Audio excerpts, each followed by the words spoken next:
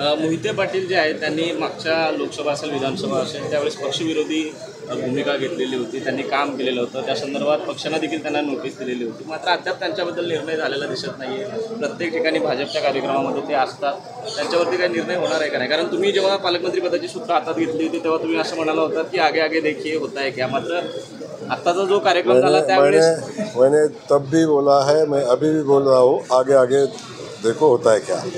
अभी आता जो कार्यक्रम झाला तो पक्षाचा कार्यक्रम नव्हता. आता जो कार्यक्रम झाला तो विद्यापीठाचा होता आणि त्यामध्ये कुणी यावं याच्याविषयी आम्ही बंधन नाही घालू शकत. पण मला वाटतं आपण बघताय मी आल्यापासून कोण कोण दिसतंय सोबत.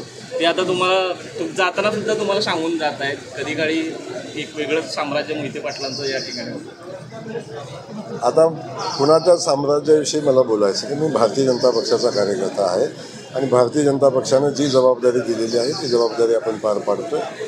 आणि इथं भारतीय जनता पक्षाच्या कार्यकर्त्यांना आणि सामान्य जनतेला न्याय देण्याची भूमिका सरकारच्या माध्यमातून घ्यावी म्हणून पालकमंत्री म्हणून मी काम करतो. कोण कानात बोललं कोण कुठं बोललं याचा परिणाम काय अधिकचा होत नाही आहे.